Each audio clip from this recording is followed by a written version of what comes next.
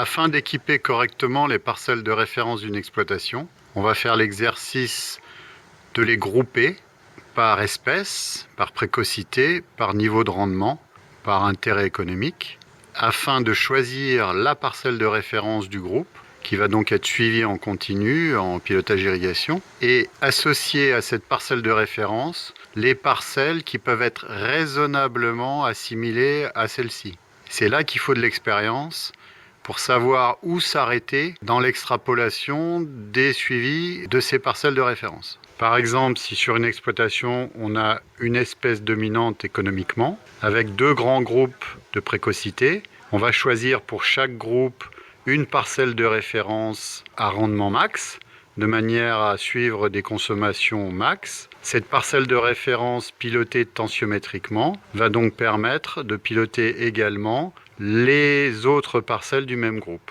dans la mesure du raisonnable. C'est là qu'il faut de l'expérience pour faire la part des choses entre ce qui peut être raisonnablement rattaché à une parcelle de référence et ce qui commence à être risqué dans cet exercice.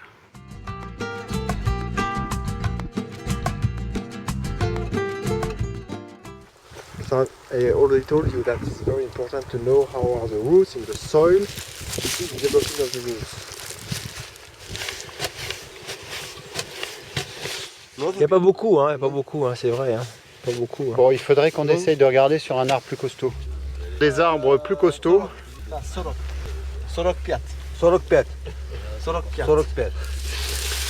Et donc à 45, tu as quand même encore de la croissance racinaire. Bon, le sol n'est pas compact, hein, regarde en profondeur, les racines elles y vont là. Hein.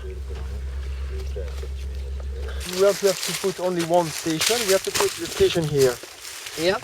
I think so. We have to choose between here and the medium.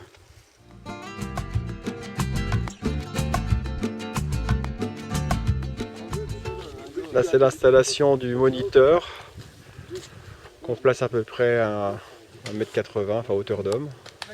On doit faire attention à ce point là, d'accord, donc elles sont à 15 cm les unes que les autres. Donc ça, à peine quoi 15 cm. Donc là, on va être un peu plus profond pour ne pas dépasser. Ah, c'est bon. Qu'est-ce que tu penses de la terre azerbaïdjanaise? Super. Elle est bonne hein, la terre. Hein. Très bonne terre. C'est comme les gens. C'est comme les gens. Quand la terre est bonne, les gens sont bons. Ah, bon, ça c'est le secret, ça. Hein. C'est le secret. Une fois qu'on a envoyé les sondes au fond, on a ici à droite la petite sonde à 25 et à gauche celle à 50 cm de profondeur. Donc on voit qu'elles sont à peu près à 7-8 cm sous la surface du sol. Il ne nous reste plus qu'à enterrer le fil, le câble, mais sans passer par le bulbe, puisqu'on n'a pas envie de perturber cette zone. On va tout simplement faire le tour jusqu'au tronc de l'arbre pour rejoindre le boîtier. Donc là on fait la saignée pour passer le câble.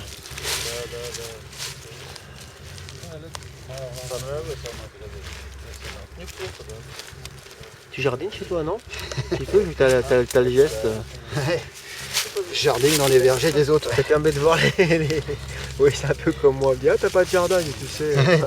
Tu passe assez du temps dehors. Pour un agronome, c'est bizarre, il n'a pas de jardin. Oui, mais... Il passe juste son temps dans les champs, quoi.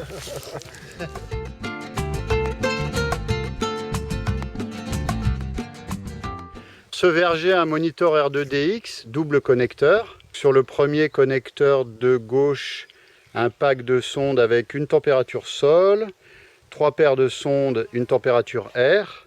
Donc à l'ouest sur notre variété Rosiglou. Et ensuite sur connecteur de droite, sur le deuxième connecteur, on a à nouveau une température sol, 3 paires de sondes, sur le bloc qui est juste adjacent de variété Jazz.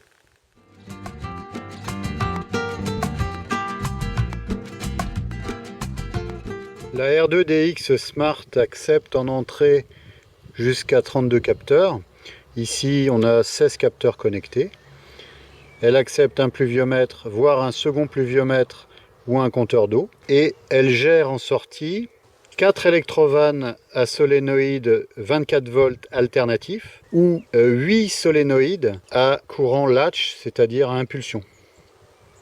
On voit ici le petit bouton qui permet de faire défiler les écrans, la carte SIM, la connexion mini USB et la micro SD qui permet de stocker toutes les informations. Également un jeu de diodes qui renseigne sur l'activité de la carte, notamment sa communication. La R2DX Smart va se comporter comme un programmateur qui va donc avoir un programme d'irrigation sur ses sorties en dose-fréquence. Sauf que à chaque irrigation éventuelle, va se poser la question oui ou non, ceci en mesurant les sondes et en confrontant les valeurs médianes au seuil qui eux-mêmes sont réglables à distance par envoi de SMS.